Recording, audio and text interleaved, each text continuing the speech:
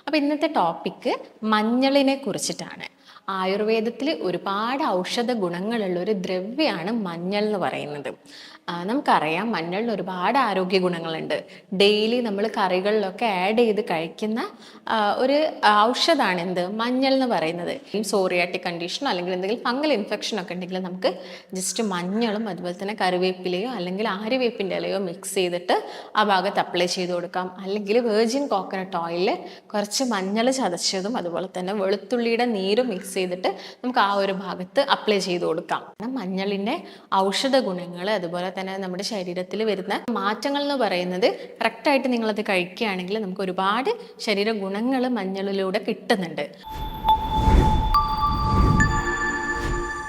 നമസ്കാരം, ഞാൻ ഡോക്ടർ ഭാഗ്യ, Q1B health കെയറിലെ Ayurveda ഡോക്ടറാണ്. അപ്പോൾ ഇന്നത്തെ ടോപ്പിക്ക് മഞ്ഞളിനെ കുറിച്ചിട്ടാണ്. ആയുർവേദത്തിൽ ഒരുപാട് ഔഷധ ഗുണങ്ങളുള്ള ഒരു ദ്രവ്യമാണ് മഞ്ഞൾ എന്ന് പറയുന്നത്. നമുക്കറിയാം മഞ്ഞളിന് ഒരുപാട് ആരോഗ്യ ഗുണങ്ങളുണ്ട്. ഡെയിലി നമ്മൾ കറികളിലൊക്കെ ആഡ് ചെയ്ത് കഴിക്കുന്ന ഒരു ഔഷധമാണ് എന്ത് മഞ്ഞൾ എന്ന് പറയുന്നത്. എന്നാൽ ഡെയിലി നമ്മൾ കറിയിൽ ആഡ് ചെയ്ത് കഴിക്കുന്ന മഞ്ഞൾ മാത്രം മതിയോ നമ്മുടെ ശരീരത്തിന്? പോരാ, നമ്മൾ എക്സ്ട്രാ ആയിട്ട് എന്തെടുക്കണം? മഞ്ഞൾ എടുക്കേണ്ടതുണ്ട്. അതായത് മഞ്ഞളിന് ഞാൻ നേരത്തെ പറഞ്ഞല്ലോ ഒരുപാട് ആരോഗ്യ ഗുണങ്ങളുണ്ട്. ആ ഗുണങ്ങൾ നമ്മുടെ ശരീരത്തിന് ഉണ്ടാവണമെങ്കിൽ നമ്മൾ ജസ്റ്റ് അത് കറിയിൽ ആഡ് ചെയ്ത് മാത്രം കഴിച്ചാൽ പോരാ, അത് നമ്മൾ അല്ലാതെ തന്നെ ആഡ് ചെയ്ത് കഴിക്കേണ്ടതുണ്ട്. അപ്പോൾ മുൻപൊക്കെ ആയിരുന്നെങ്കിൽ നമ്മുടെ വീടുകളിലൊക്കെ നമ്മൾ പറമ്പിലൊക്കെ നട്ട് വളർത്തിയ മഞ്ഞളൊക്കെ ഉണക്കി പൊടിച്ചിട്ടായിരുന്നു യൂസ് ചെയ്തുകൊണ്ടിരുന്നത് അല്ലേ. അതുകൊണ്ട് തന്നെ പണ്ടത്തെ കാലത്ത് അലർജി പോലുള്ള കണ്ടീഷൻസ് ഒക്കെ ഒരുപാട് കുറവായിരുന്നു ആളുകളിൽ. എന്നാൽ ഇന്ന് ഒട്ടുമിക്ക വീടുകളിലും നമ്മൾ എന്താ ചെയ്യുന്നത്? മഞ്ഞളൊക്കെ പൊടികളായിട്ട് നമ്മൾ പാക്കറ്റിൽ കടകളിൽ നിന്ന് വാങ്ങുകയാണ് ചെയ്യുന്നത്. അതൊക്കെ അഡൾട്ടറൻസ് ആണെന്ന് നമുക്കറിയാം. അതായത് അതിൻ്റെ ഗുണങ്ങളൊന്നും യാതൊരു രീതിയിലുള്ള ഗുണങ്ങളില്ല. അതിൽ കളർ ആഡ് ചെയ്യുന്നു, അതുപോലെ തന്നെ മിക്സിംഗ് ആണ് നടക്കുന്നത്. അതുകൊണ്ട് നമ്മൾ ആ ഉദ്ദേശിച്ച മഞ്ഞളിൻ്റെ ആ ഒരു ആൻറ്റി ഓക്സിഡൻറ്റ് പ്രോപ്പർട്ടി അല്ലെങ്കിൽ ആൻറ്റി ഇൻഫ്ലമേറ്ററി പ്രോപ്പർട്ടിയോ അല്ലെങ്കിൽ നമുക്കറിയാം മഞ്ഞളിന് ആൻറ്റി ക്യാൻസറസ് പ്രോപ്പർട്ടി വരെ ഉണ്ട്. അതുപോലും നമുക്ക് കിട്ടുന്നില്ല നമ്മളിങ്ങനെ കടകളിൽ നിന്ന് വാങ്ങുന്നതുകൊണ്ട്. അപ്പം നമ്മൾ മാക്സിമം നമ്മൾ വീടുകളിൽ തന്നെ ഉണ്ടാക്കുന്ന മഞ്ഞൾ യൂസ് ചെയ്യാനാണ് മാക്സിമം ശ്രദ്ധിക്കേണ്ടത്. അപ്പോൾ എന്തൊക്കെയാണ് മഞ്ഞളിൻ്റെ ആരോഗ്യ ഗുണങ്ങൾ? മഞ്ഞൾ എന്ന് പറയുന്നതിൽ ഒരു കെമിക്കൽ കോമ്പൗണ്ട് ഉണ്ട്. അതിനെ നമ്മൾ കുർക്കുമിൻ എന്നാണ് പറയുന്നത്. ഈ കുർക്കുമിനാണ് ഞാൻ നേരത്തെ പറഞ്ഞ പോലെ ആൻറ്റി ഓക്സിഡൻ്റ് ആയിട്ടും അതുപോലെ തന്നെ ശരീരത്തിൽ വരുന്ന ഇൻഫ്ലമേഷൻസ് കുറയ്ക്കാൻ വേണ്ടിയും അതുപോലെ ക്യാൻസർ സെൽസിനെയൊക്കെ നശിപ്പിക്കാനും സഹായിക്കുന്നത്. അതുപോലെ തന്നെ നമ്മുടെ ശരീരത്തിൽ വരുന്ന ബാക്ടീരിയൽ, ഫംഗൽ, വൈറൽ ഇൻഫെക്ഷനൊക്കെ കുറയ്ക്കുന്നു. പുറത്താണെങ്കിലും ശരീരത്തിനുള്ളിലാണെങ്കിലും വരുന്ന ഇങ്ങനെയുള്ള ഇൻഫെക്ഷൻസ് ഒക്കെ കുറയ്ക്കാനുള്ള കഴിവ് മഞ്ഞളിനുണ്ട്. അതുകൊണ്ട് നമുക്ക് ഇടയ്ക്കിടയ്ക്ക് വരുന്ന അലർജി കംപ്ലയിൻസ്, ചുമ, തുമ്മൽ ഇതൊക്കെ കുറയ്ക്കാൻ വേണ്ടി എന്ത് സഹായിക്കുന്നുണ്ട്? മഞ്ഞൾ സഹായിക്കുന്നുണ്ട്. അതുപോലെ നമ്മുടെ ഗ്യാസ്ട്രിക് കണ്ടീഷൻസ്, അതായത് ഈ IBS അല്ലെങ്കിൽ ക്രോൺസ് ഡിസീസ് പോലെ തന്നെ നമ്മുടെ വൻകുടലിൽ ഉണ്ടാവുന്ന ഓരോരോ ഇൻഫ്ലമേഷൻസ് ഒക്കെ കുറയ്ക്കാൻ മഞ്ഞൾ സഹായിക്കുന്നുണ്ട്. അതുപോലെ നമ്മുടെ ലിവറിൽ വരുന്ന ടോക്സിൻസ് ഒക്കെ റിമൂവ് ചെയ്യാൻ വേണ്ടിയിട്ട്, അതായത് ഇപ്പം നിങ്ങൾ ഒരുപാട് മദ്യമൊക്കെ യൂസ് ചെയ്തിരുന്ന ആളായിരുന്നെങ്കിൽ ഒരു ആൽക്കഹോൾ ഇൻടോക്സിക്കേഷൻ പോലുള്ള കണ്ടീഷൻസ് ഒക്കെ പ്രിവെൻറ്റ് ചെയ്യാൻ മഞ്ഞളിന് സഹായിക്കുന്നുണ്ട്. അതുപോലെ നമ്മുടെ ശരീരത്തിൽ വരുന്ന മുഴകൾ, ഇപ്പം നമ്മളൊരു എക്സാമ്പിൾ നോക്കുകയാണെങ്കിൽ തൈറോയിഡിൽ വരുന്ന മുഴകളൊക്കെ കുറയ്ക്കാനുള്ള ഒരു കഴിവ് എന്തിനുണ്ട്? മഞ്ഞളിലുള്ള കുർക്യുമിൻ എന്ന് പറഞ്ഞ കോമ്പൗണ്ടിനുണ്ട്.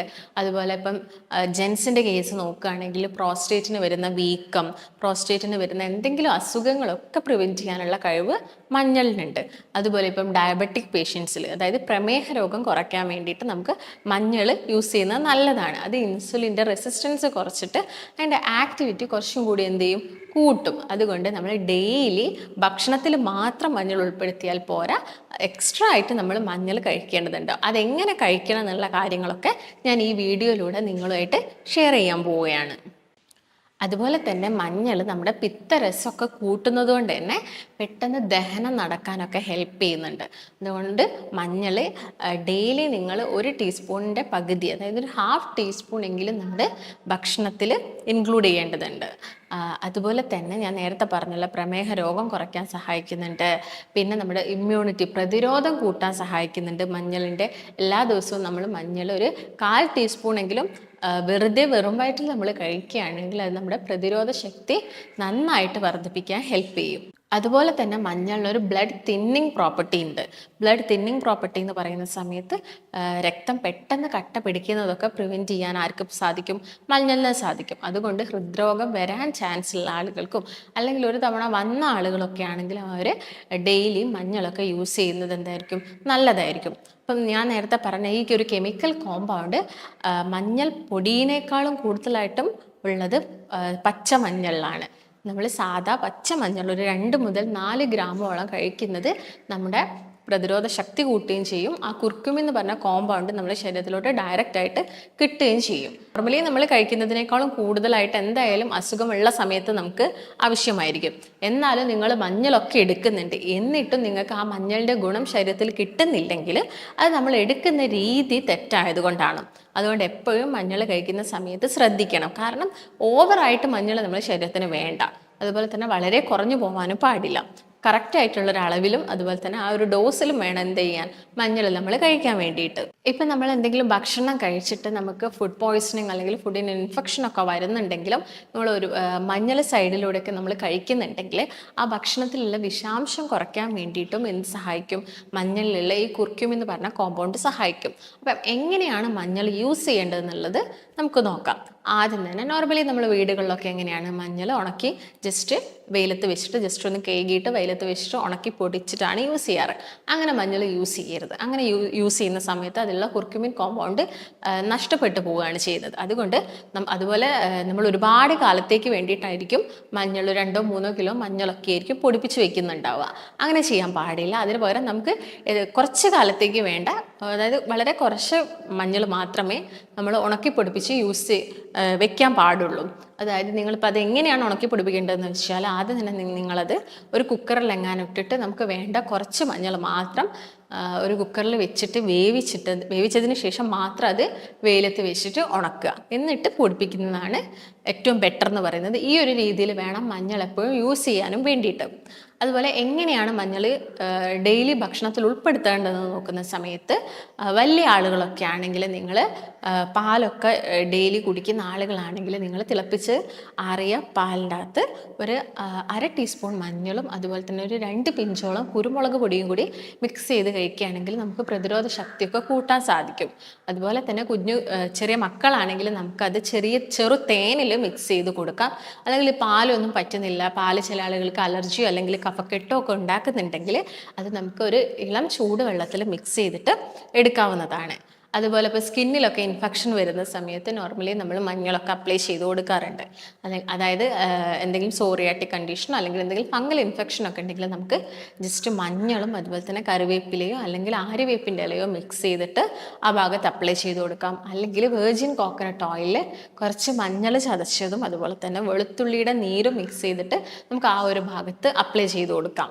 അതുപോലെ തന്നെ നമുക്ക് ഈ കുഴിനകം പോലുള്ള കണ്ടീഷനൊക്കെ വരുന്ന സമയത്ത് മഞ്ഞളും വേപ്പെണ്ണയും കൂടി മിക്സ് ചെയ്തിട്ട് അല്ലെങ്കിൽ ആര്യവേപ്പിൻ്റെ ഇലയും മഞ്ഞളും കൂടി ജസ്റ്റ് മിക്സ് ചെയ്തിട്ട് നമുക്ക് ആ ഒരു ഏരിയയിൽ അപ്ലൈ ചെയ്ത് കൊടുക്കാം. അല്ലെങ്കിൽ നമുക്ക് മുഖക്കുരുവൊക്കെ വരുന്ന ആളുകളാണെങ്കിൽ കുരു വന്നു പോയതിന് ശേഷം ആ ഒരു പാട് മായ്ക്കാൻ വേണ്ടിയിട്ട് നമുക്ക് മഞ്ഞളും അതുപോലെ തന്നെ കറ്റാർവാഴയും കൂടി മിക്സ് ചെയ്തിട്ടും ആ ഒരു ഭാഗത്തൊക്കെ അപ്ലൈ ചെയ്ത് കൊടുക്കുന്നത് വളരെ നല്ലതാണ്. അതുപോലെ തന്നെ ഞാൻ നേരത്തെ പറഞ്ഞല്ലോ, പ്രമേഹ രോഗികൾക്ക് മഞ്ഞൾ കഴിക്കുന്നത് നല്ലതാണ്. അത് ജസ്റ്റ് കറിയിൽ മാത്രം ഇട്ടാൽ പോരാ, അവർ എക്സ്ട്രാ ആയിട്ട് വേറെ തന്നെ എടുക്കണം. അതായത് മഞ്ഞളും നെല്ലിക്കയും കൂടി അവർക്ക് ജസ്റ്റ് ഒന്ന് അടിച്ചിട്ട് അത് അരിക്കാതെ ജസ്റ്റ് ഒന്ന് മിക്സിയിൽ അടിച്ചതിന് ശേഷം അത് അരിക്കാതെ അവർക്ക് എന്ത് ചെയ്യാം, ഡെയിലി ഒരു 1/4 ഗ്ലാസ് ഡെയിലി മോർണിംഗ് വെറും വയറ്റിലൊക്കെ എടുക്കുന്നത് അവരുടെ പ്രമേഹ രോഗം പെട്ടെന്ന് കുറയാനൊക്കെ സാധിക്കും. അതുപോലെ എന്തെങ്കിലും ചെറു പ്രാണികളുടെ വിഷമൊക്കെ ഉണ്ടെങ്കിൽ, അതായത് വലിയ തേനീച്ച കുത്തുന്ന സമയത്ത് അല്ലെങ്കിൽ അധികം വിഷമില്ലാത്ത എട്ടുകാലിയൊക്കെ കടിക്കുന്ന സമയത്ത് നമുക്ക് മഞ്ഞളും അതുപോലെ തന്നെ തുളസിയുടെ നീരൊക്കെ മിക്സ് ചെയ്തിട്ട് ആ ഭാഗത്ത് അപ്ലൈ ചെയ്ത് കൊടുക്കുന്നതൊക്കെ വളരെ നല്ലതാണ്. അങ്ങനെ എല്ലാ ആളുകൾക്കും മഞ്ഞൾ ഇങ്ങനെ യൂസ് ചെയ്യുന്നത് ചിലപ്പം അവർക്ക് എന്തായിരിക്കും ശരീരത്തിൽ പിടിക്കണമെന്നില്ല. അപ്പോൾ ചില ആളുകൾ ചില സൈഡ് എഫക്ട്സ് പോലെയൊക്കെ മഞ്ഞളുടെ ഉപയോഗം ഉണ്ടാക്കാറുണ്ട്. അതായത് ഓവറായിട്ട് മഞ്ഞൾ വെറും വയറ്റിലൊക്കെ കഴിക്കുന്ന സമയത്ത് ഗ്യാസിൻ്റെ അല്ലെങ്കിൽ ഗ്യാസ്ട്രിക് കംപ്ലയിൻസ് ഒക്കെ ആളുകളിൽ കണ്ടുവരുന്നുണ്ട്. അങ്ങനെയുള്ള ആളുകളാണെങ്കിൽ അത് വെറും വയറ്റിലൊന്നും കഴിക്കാതിരിക്കുക. അല്ലെങ്കിൽ ഇടയ്ക്കിടയ്ക്ക് ഇങ്ങനെ ഡയറിയ വരിക, വയറിളക്കം വരുന്ന ആളുകളൊക്കെ ആണെങ്കിലും മഞ്ഞൾ ഈ പറഞ്ഞ രീതികളിലൊന്നും യൂസ് ചെയ്യാതെ ജസ്റ്റ് അത് കറിയിൽ ആഡ് ചെയ്ത് കഴിക്കുന്നത് തന്നെയാണ് ഏറ്റവും ബെറ്റർ എന്ന് പറയുന്നത്. അപ്പോൾ ഇത്രയും പറഞ്ഞ കാര്യങ്ങളാണ് മഞ്ഞളിൻ്റെ ഔഷധ ഗുണങ്ങൾ, അതുപോലെ തന്നെ നമ്മുടെ ശരീരത്തിൽ വരുന്ന മാറ്റങ്ങൾ എന്ന് പറയുന്നത്. കറക്റ്റായിട്ട് നിങ്ങളത് കഴിക്കുകയാണെങ്കിൽ നമുക്ക് ഒരുപാട് ശരീര ഗുണങ്ങൾ മഞ്ഞളിലൂടെ കിട്ടുന്നുണ്ട്. അപ്പോൾ നിങ്ങൾ ഈ കാര്യങ്ങളൊക്കെ മെയിനായിട്ടും ശ്രദ്ധിക്കാൻ നോക്കുക. നമുക്ക് മറ്റൊരു നല്ല ഹെൽത്ത് വീഡിയോ ആയിട്ട് വീണ്ടും കാണാം. നന്ദി.